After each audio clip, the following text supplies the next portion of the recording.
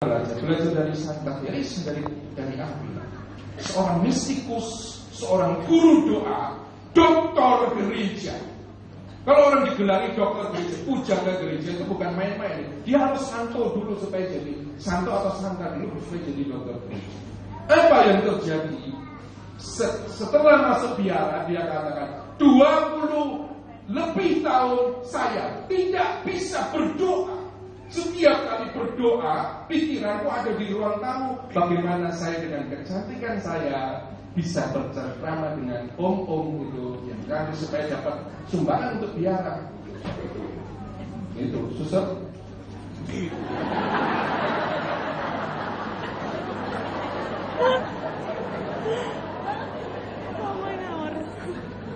Ada yang cantik.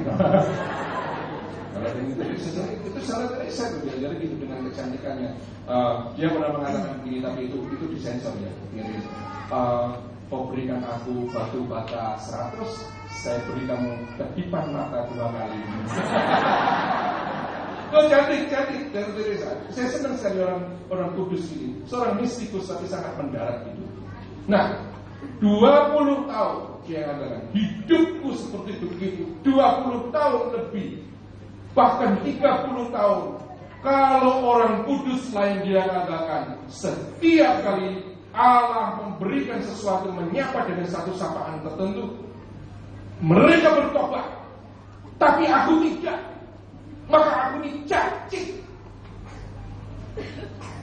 Dia menulis itu di bukunya yang disebut Labila. Caci. Karena aku tidak bisa. Tapi Allah mengajar. Allah mau dia sabar. Kau mau untuk aku menjadikan engkau guru bagi para bangsa, bagaimana harus berdoa, maka aku ajar engkau untuk sabar. Dan siapa yang menyetir doamu? Bukan engkau, tapi aku.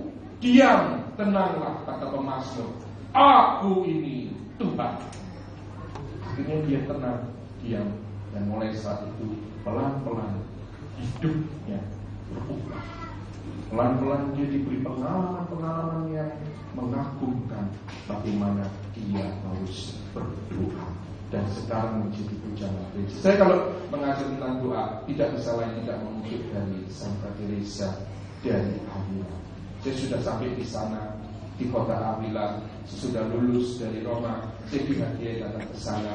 Lalu saya ke tempat dia, karena saya lihat dia waktu itu Santa Teresa dan Yohanes Salib sedang konsultasi di tempat itu dan mereka melayang.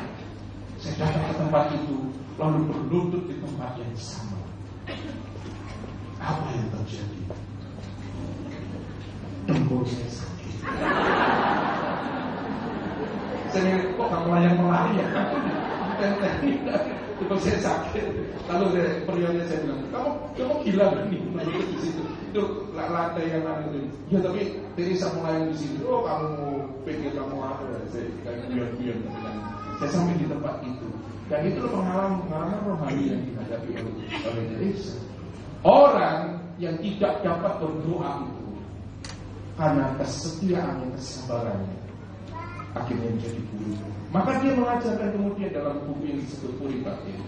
Ketika engkau memulai hidup rohanimu, maju terus, jangan mundur. Kalau engkau mundur, keadaanmu akan jauh lebih buruk.